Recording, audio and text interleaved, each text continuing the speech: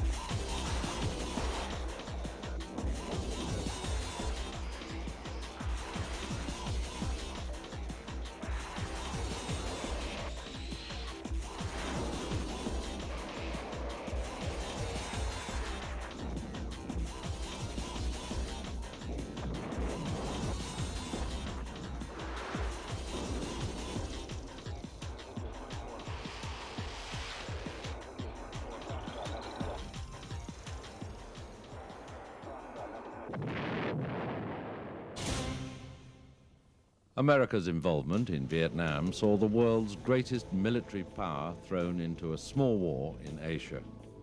Nowhere was that power more evident than in the air war against North Vietnam.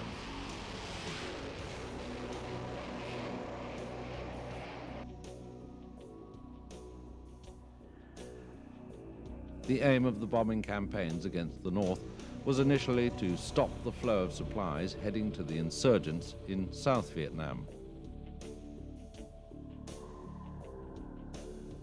Ultimately, however, it was to evolve into a campaign directed against the communist war potential.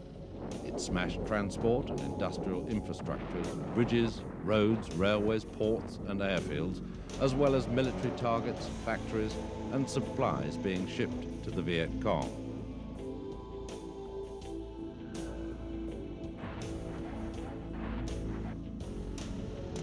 The war in the North was fought mostly by fighter bombers like the F-105 Thunder Chief and the F-4 Phantom. Massive B-52 Stratofortress bombers unloaded thousands of tons of high explosive over North Vietnam.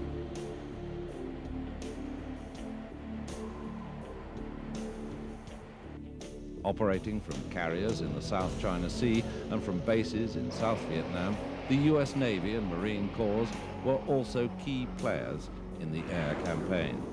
They deployed F-4 Phantoms, F-8 Crusaders, A-4 Skyhawks, A-6 Intruders, and A-7 Corsairs in an intermittent 8-year campaign against some of the world's heaviest air defenses. It was the biggest, heaviest, toughest, and most powerful single-seat fighter bomber of its time. Designed as a tactical nuclear bomber, the Republic F-105 Thunder Chief bore the brunt of America's bombing campaign against North Vietnam. Known universally as THUD, the big fighter went into action in 1965. During the first 3 years of operations against the North, it was numerically the most important strike aircraft serving with the US Air Force in Southeast Asia. Operating from bases at Korat and Tak Lai in Thailand, Thunder Chiefs carried the war day in, day out up north. Although capable of firing bullpup air-to-surface missiles, the main task of the THUD was to deliver free-fall bombs against North Vietnam. Each carried a regular warload of 6 350-kilogram bombs and 2 fuel tanks. THUDs were also the most important defense suppression aircraft in Vietnam. Flying some of the most dangerous missions of the war, Wild Weasel Thunder Chiefs played a deadly cat-and-mouse game against radar-guided SAMs and artillery over North Vietnam. They would fly deliberately close to the missile sites, hoping to entice the Vietnamese into firing up their radars and missiles. They would try to evade any SAMs and flak fired at them, and then attack with their own anti-radar missiles.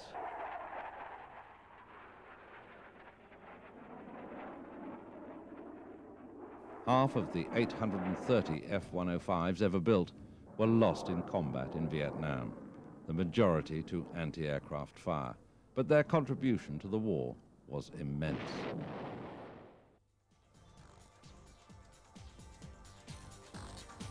Known to its crews as the Buff, or politely as the Big, Ugly, Fat Fella, the B-52 was used mainly as a tactical bomber in Southeast Asia.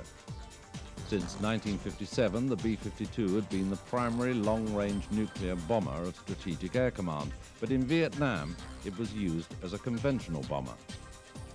In saturation raids, codenamed Arclight, the B-52 hammered suspect Viet Cong positions in the jungle and attacked communist supply routes in Cambodia and Laos.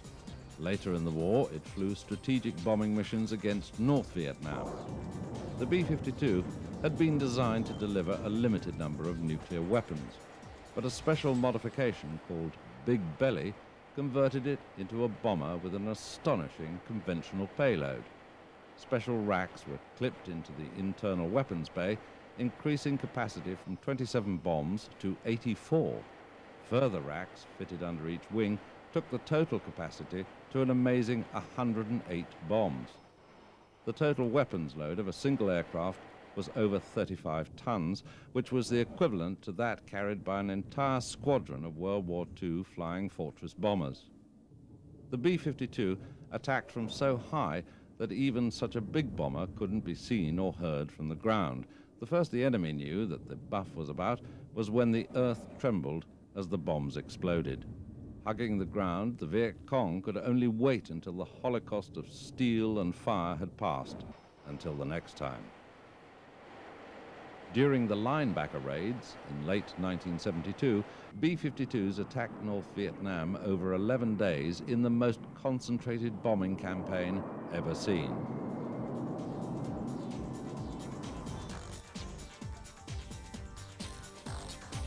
In 1964, North Vietnam allegedly attacked 2 U.S. Navy destroyers in the Tonkin Gulf. In retaliation, the U.S. Navy was authorized to attack port facilities at Hai Phong in North Vietnam.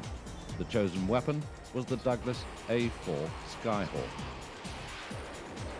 Dating back to the 1950s, this lightweight hot rod of an attack jet provided sterling service from the U.S. Navy's carriers and from marine land bases in South Vietnam all through the war. It performed the bulk of Navy bombing missions against the North until 1968. It also flew the specialist Iron Hand defense suppression missions against the formidable Vietnamese air defenses. Although tiny, with a wingspan of just over 8 meters, the A-4 had an amazing weapons carrying ability for its size, combined with high agility. It had a warload of nearly 4 tons. This ranged from free-fall bombs up to 900 kilograms to unguided 70mm rockets, as well as bullpup air-to-surface guided missiles. The A-4 was eventually replaced on large deck carriers by the more capable A-7 Corsair. However, it continued to serve on the smaller decked carriers of the modified Essex class right up to the end of the war. As a result of their long and active combat career, more A-4s were lost than any other type of carrier-based aircraft. Skyhawks accounted for 37% of the U.S. Navy's combat losses in Vietnam.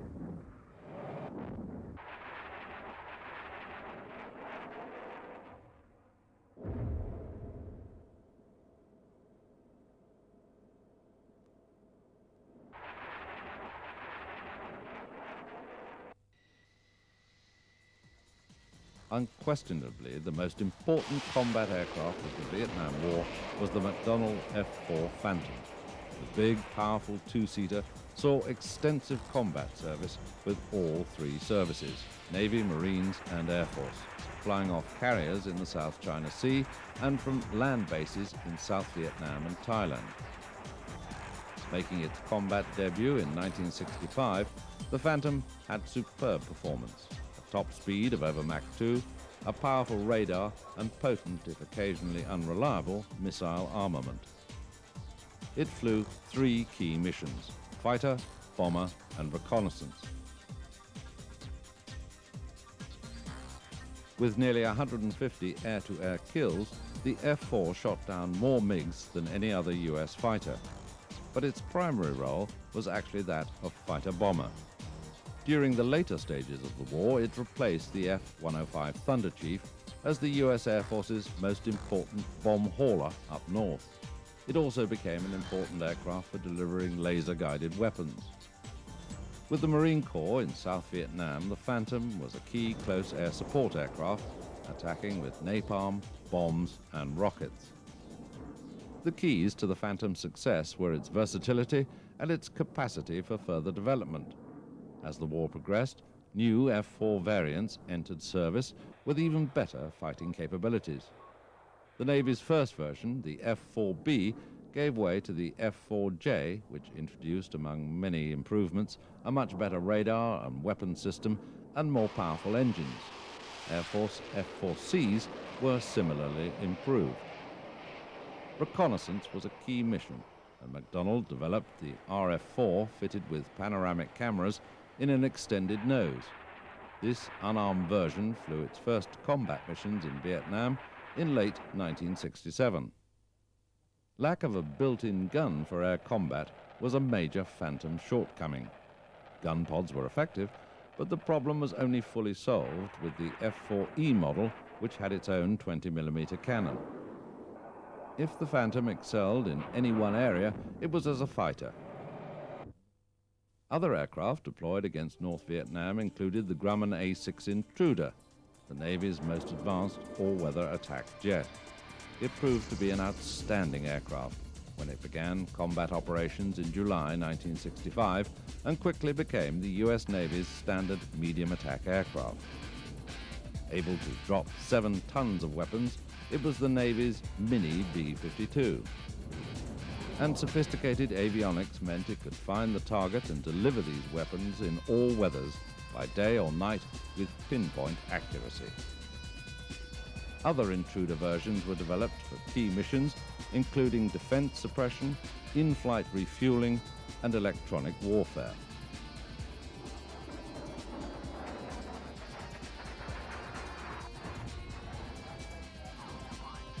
A-7 Corsairs were used by both the Air Force and the Navy in the light attack role.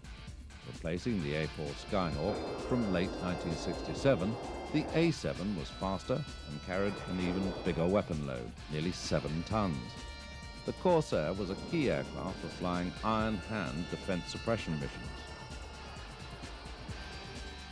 Obtaining intelligence on the North Vietnamese military machine was a highly dangerous mission. The super-fast McDonnell RF-101 Voodoo gathered much of the tactical reconnaissance from the north during the first half of the war.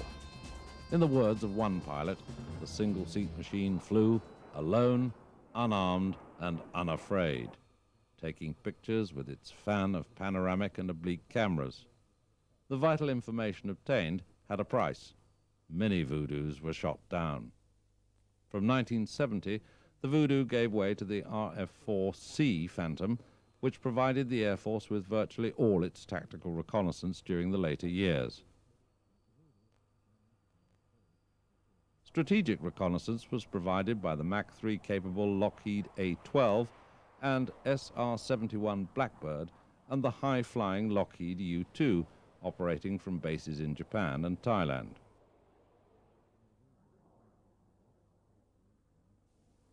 Navy and Marine Corps pilots also flew RF-4 Phantoms as well as RF-8 reconnaissance versions of the much-loved Voigt Crusader fighter.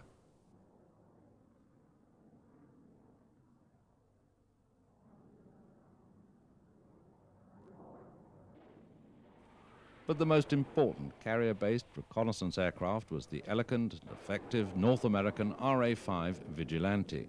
These were among the fastest and heaviest aircraft ever to serve on carriers. Support aircraft included Boeing KC-135 tankers and RC-135 intelligence-gathering versions.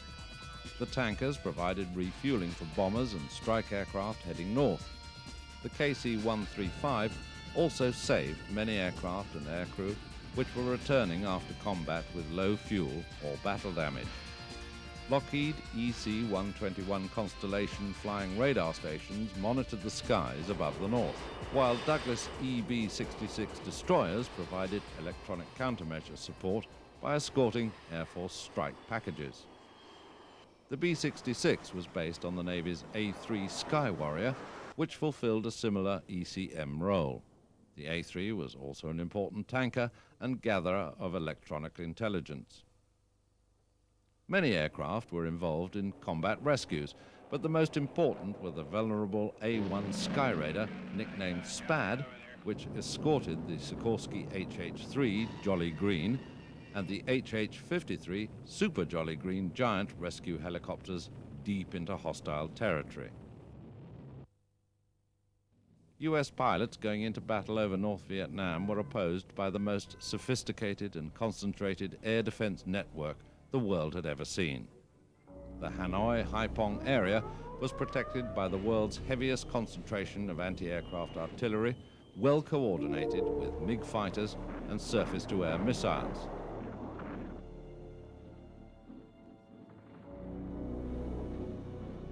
In 1964, the North Vietnamese had fewer than 1,000 medium and heavy anti-aircraft guns to defend the entire country from air attack. Within 18 months, there were more than 7,000 guns in place, some of which were radar-directed.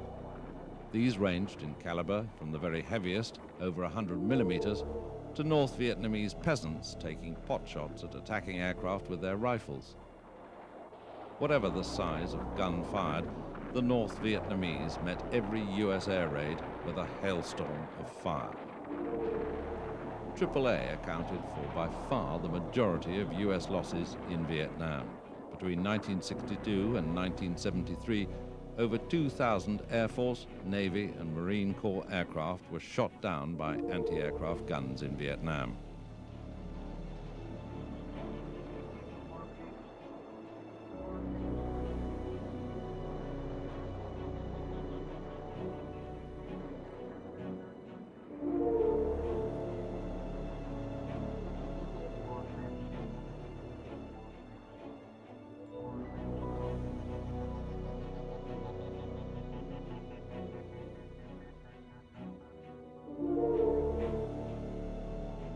Alongside the guns, the surface-to-air missile posed a major threat. An American pilot describes his impressions of the North Vietnamese air defenses. Flak was kind of a random thing. We never had the feeling that a particular gun was shooting at you in particular. There was just a lot of it around, and sometimes you got hit, sometimes you didn't. The scariest thing was the surface-to-air missile, which you knew once one was launched, you basically watched it, made a couple maneuvers with your airplane, and if it was following your airplane, it was real obvious. And then it was a matter between you personally and that missile. And that was much scarier, even though it was statistically much less dangerous than AAA. It was much scarier because it was a lot more personal. By 1972, North Vietnam had more than 300 operational SAM sites. Fighters were also an important part of the defensive mix, with MiG-17s and MiG-21s being the main North Vietnamese defensive fighters. Both were formidable in air combat and were flown with skill and aggression by their pilots. MiGs and missiles accounted for some 276 American aircraft losses.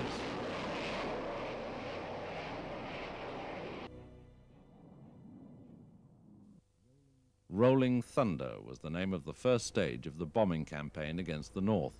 It lasted from 1965 to 1968. Air Force planners had intended Rolling Thunder to be an all-out offensive against Hanoi's capability to wage war.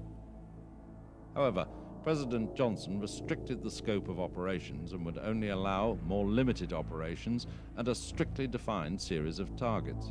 Each of these had to be approved directly by the White House.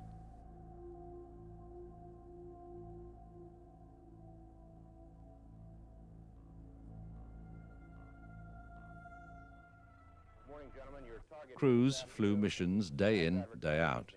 Lines of tension are evident as a mission is announced against a particularly well-defended target. 30 north, 1060750 east. The target itself is an unserviceable railroad bridge under construction. It is considered to be probably deck type with 3 spans, 280-foot single track. There are 2 concrete piers and 2 concrete abutments that have been complete. Across Air Force bases, fighter bombers, reconnaissance aircraft and fighters are prepared for their missions against the North.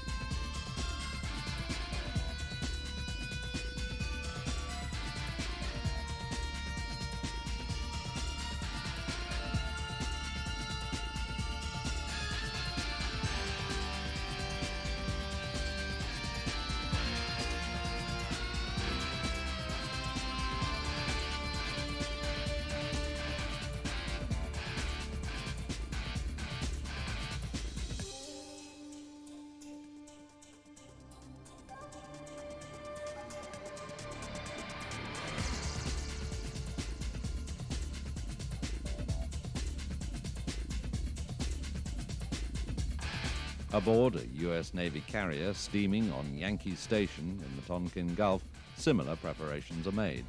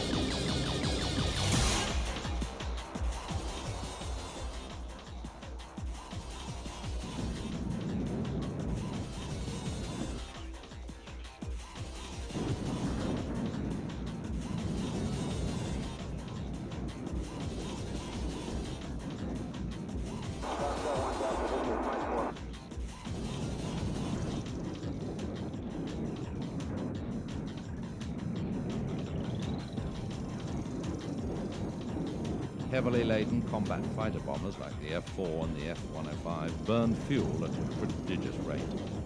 To extend endurance, combat aircraft in Southeast Asia were supported by the KC-135 tankers of Strategic Air Command, which performed hundreds of thousands of refuelings during the war.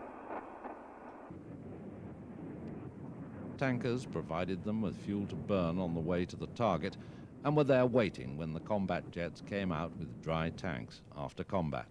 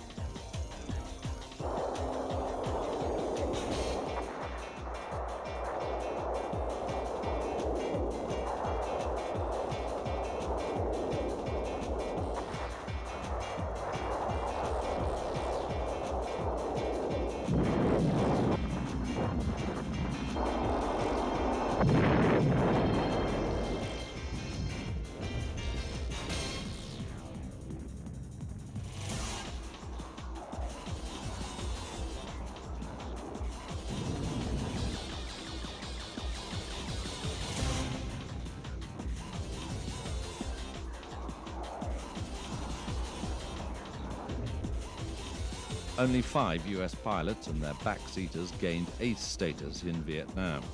The sole Navy aces were Randy Cunningham and his radar intercept officer, Willie Driscoll. Here, Cunningham describes his first MiG kill, which he scored while flying a Phantom in 1972. I just got through breaking from 36 SAMs that were fired at us over Quang Lang Airfield. And as I came out of a SAM break, just trying to get out of the area, I saw 2 MiG-21s at treetop level exiting the target. One was about 500 feet, the other one was about 800 feet, stepped up like this, and I was doing about 650 knots at treetop level. And as I came up behind the one MiG-21, Willie said he's locked. He had a little look up, and just as I fired the missile, and the missile came off the side, he went into looked like about an 8G turn. And you could just see the vapor trails turning off of his wings. I did an aileron roll and then brought my nose back to him, and just as he dropped his wing, I shot my second missile.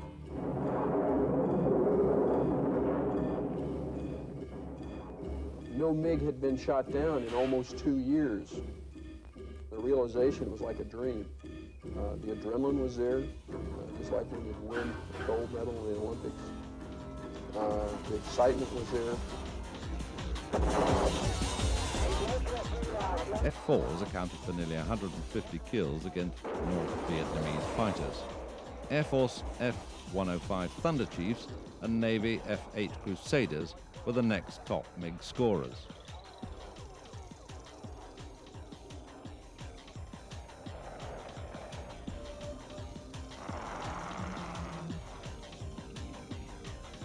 But the Americans didn't have it all their own way. Vietnamese MiGs shot down 79 US aircraft. In total, US pilots shot down 250 North Vietnamese aircraft in air combat. Superior pilot training made the American fighters more than a match for the slower but more agile Soviet-built MiGs flown by their opponents. But the kill ratio, the ratio of victories to losses, was far less than that achieved during the Korean War and prompted a radical rethink into US air combat training.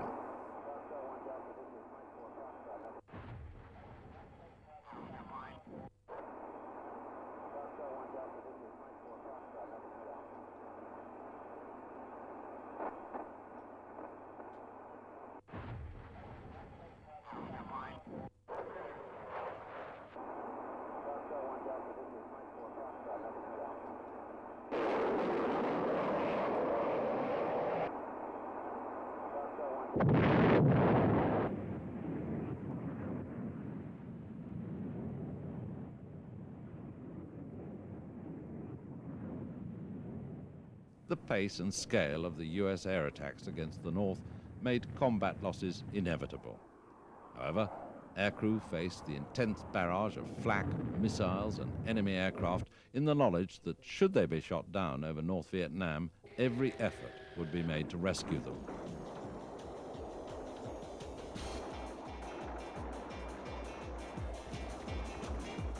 To this end, the US Air Force set up special rescue squadrons in northern Thailand, equipped with long-range rescue helicopters and propeller-driven A-1 Sky Raiders. Nicknamed Sandy, these suppressed the Vietnamese forces in the area as well as coordinating the rescue effort. It was always a race against time to see who would reach the downed crew first.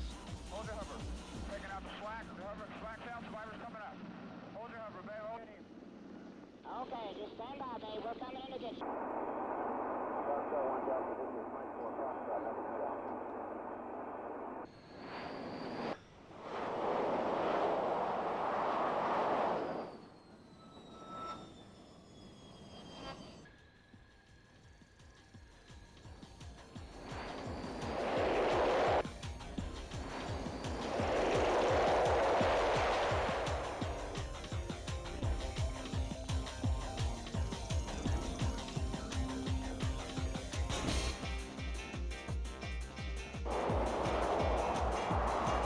The Rolling Thunder bombing campaign, paid for with huge cost to both sides, never came close to forcing the North Vietnamese to give in.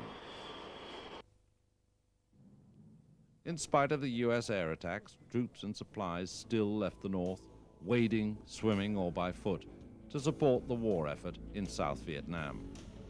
A US bombing halt was imposed from November 1968 to May 1972. By this time, US President Johnson had been succeeded by Richard Nixon, who unleashed the full might of American air power during the Linebacker II strategic bombing campaign in the last days of 1972. The chief instrument of American retribution was to be the B-52, which would be let loose without restriction against the North's war-making capability. 30 seconds prior to release on your primary target, X-ray 26. At the height of the campaign, air bases on Guam in the Pacific and in Thailand hosted more than 200 B-52s. 16.0 seconds. Ready now. Coming up on stick now.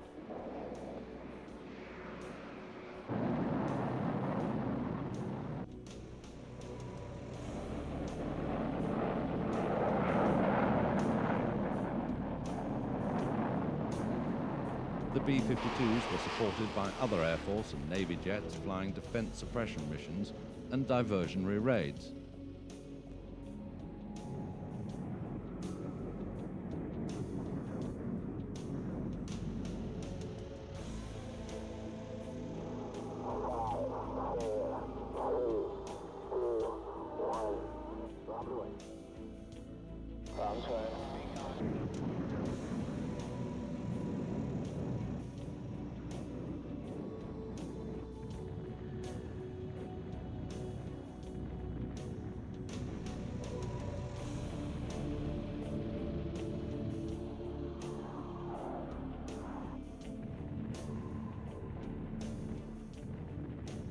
In an 11-day campaign over Christmas, the B-52s bombed Hanoi and Haiphong, striking at strategic military targets in the middle of heavily populated areas.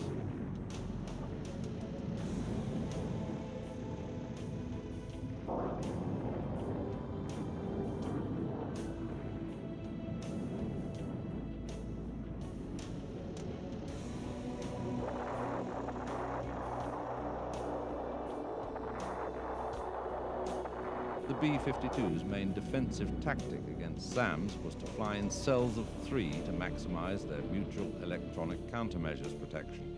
In spite of this, the North Vietnamese fired their SAMs in barrages and managed to shoot down 15 B-52s, as well as hitting and damaging many more.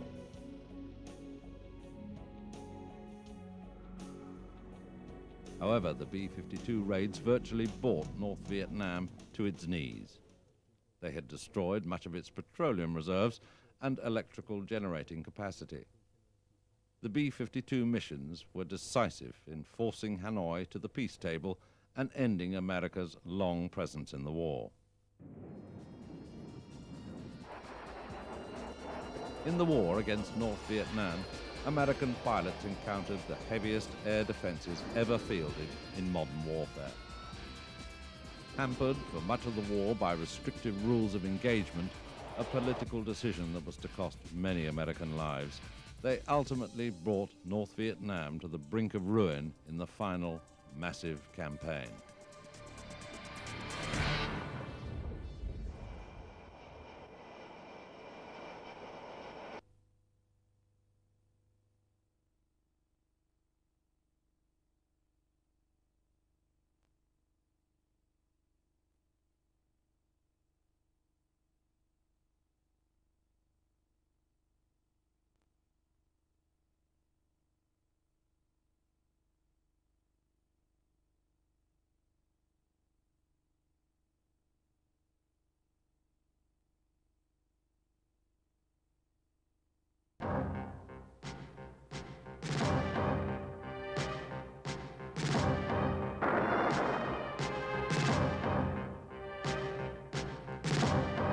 Let men everywhere know that a strong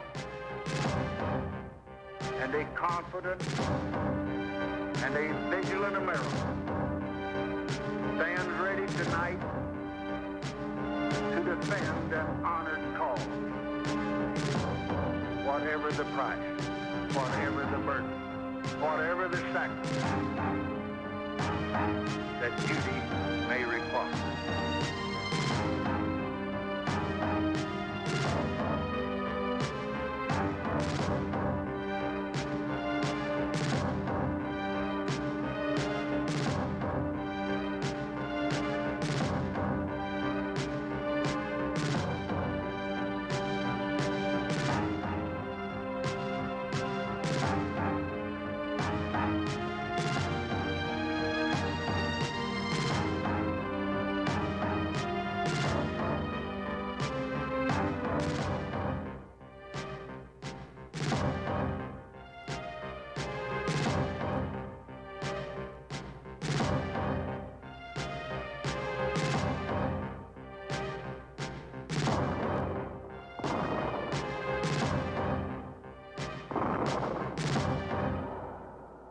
In February of 1965, President Johnson ordered continuous bombing of North Vietnam in retaliation for the numerous North Vietnamese attacks on U.S. installations.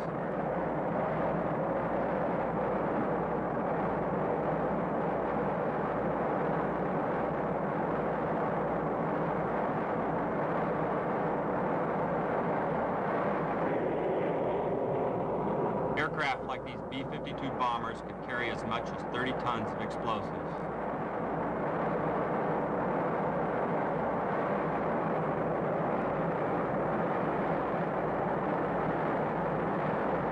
Flying in groups of threes, they would depart from a U.S. Air Force base in Bangkok, Thailand, to drop 90 tons of explosives on North Vietnam.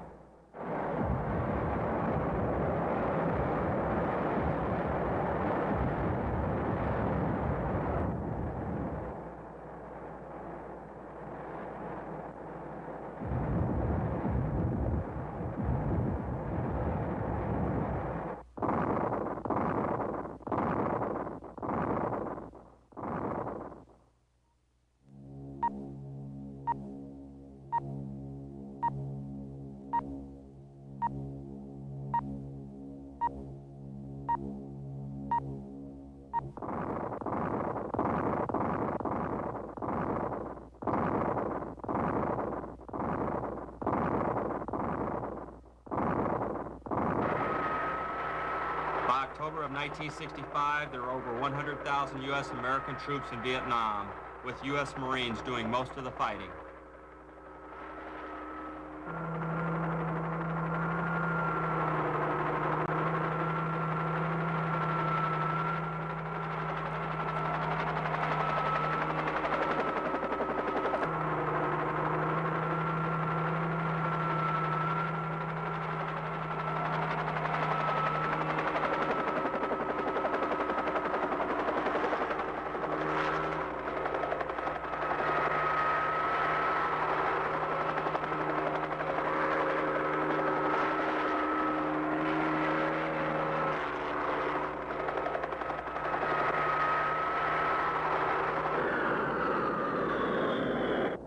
The U.S. Navy was responsible for providing tactical air support for the South Vietnamese Army.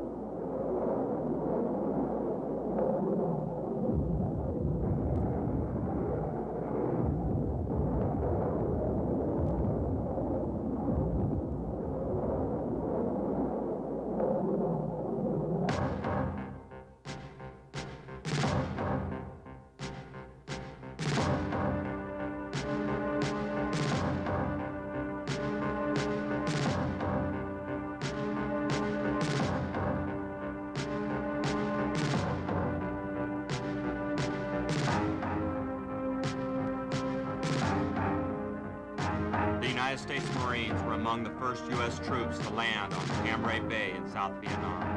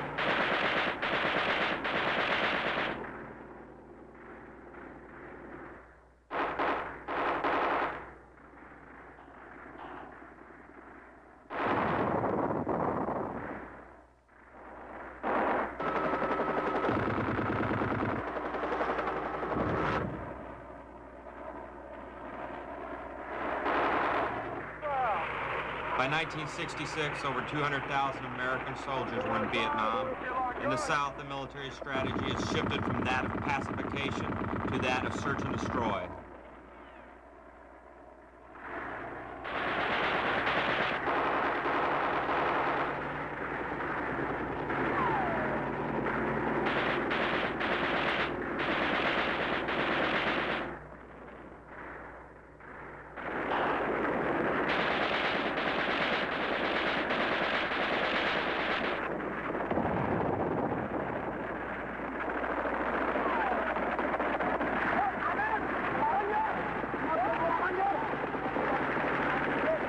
A combined action platoon consisted of 38 South Vietnamese soldiers combined with a U.S. Marine Rifle Squad.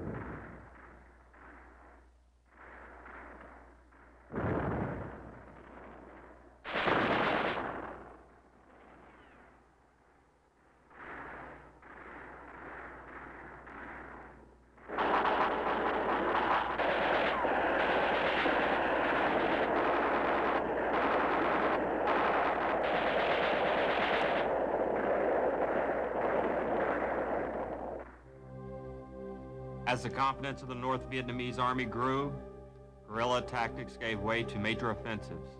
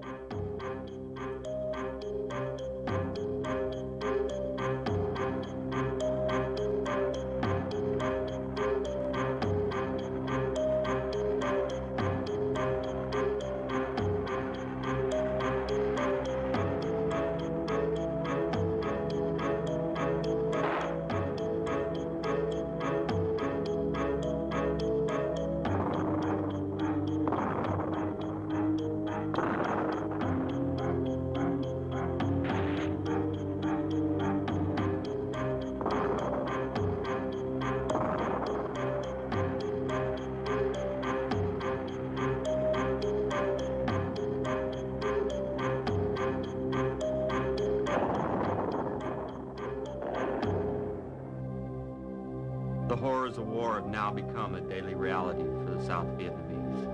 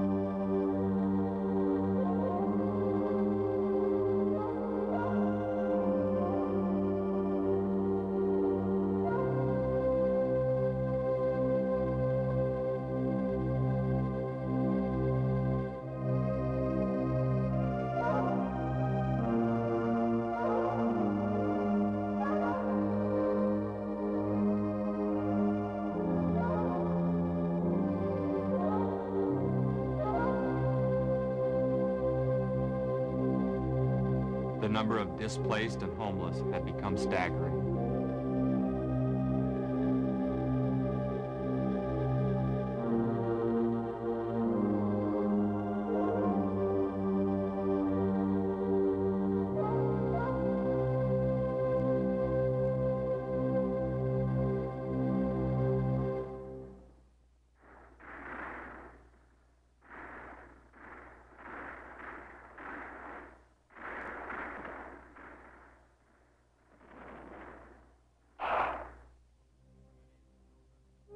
For many of the children, war became their only teacher.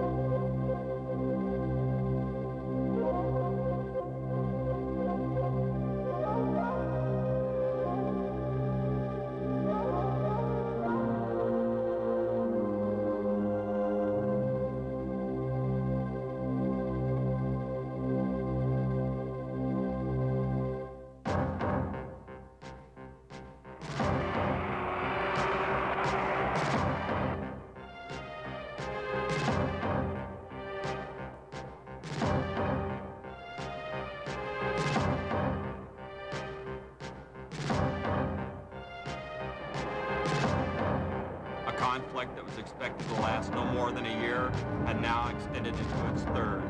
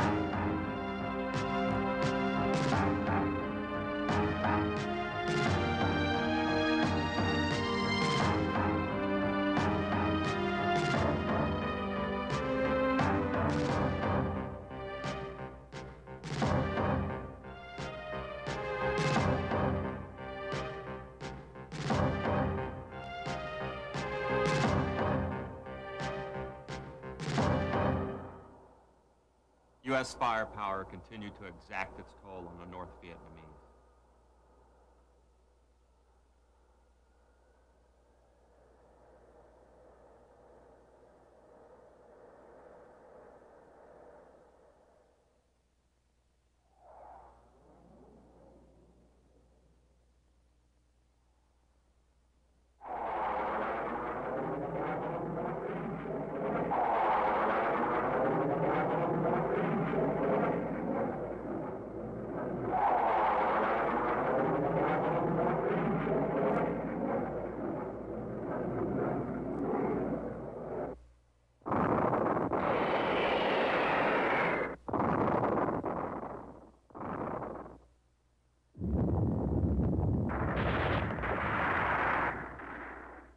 In February 1968, the Communists launched a Tet Offensive, attacking almost every major capital city in South Vietnam.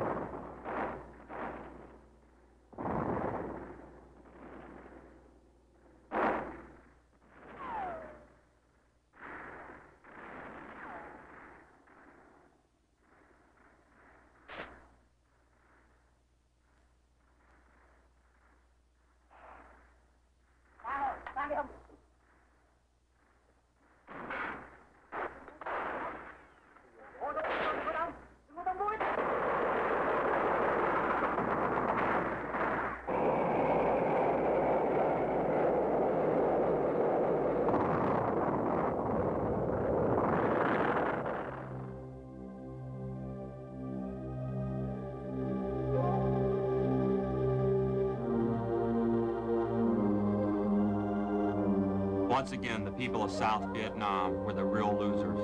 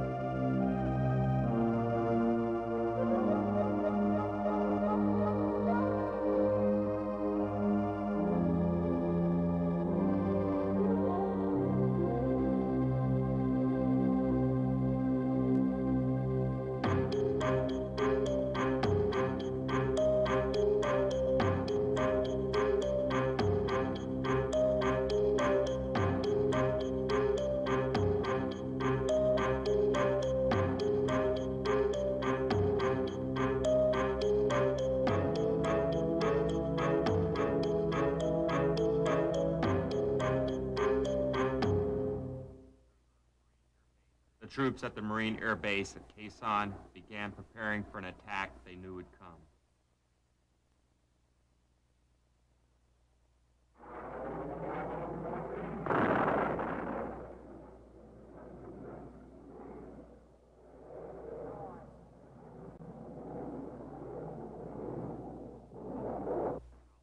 Meanwhile, further south in Saigon, not only the city but the U.S. Embassy was under siege by the North Vietnamese.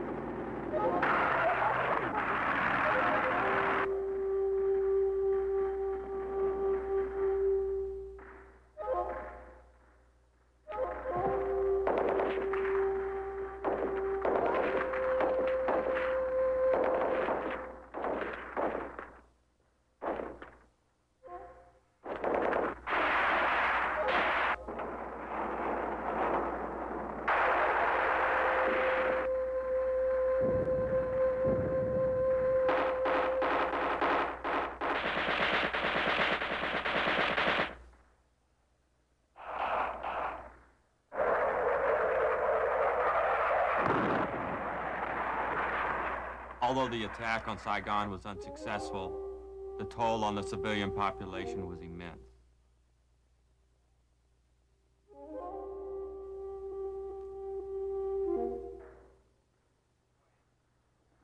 Hue, one of the oldest cities in South Vietnam, was not spared and fell victim to the North Vietnamese.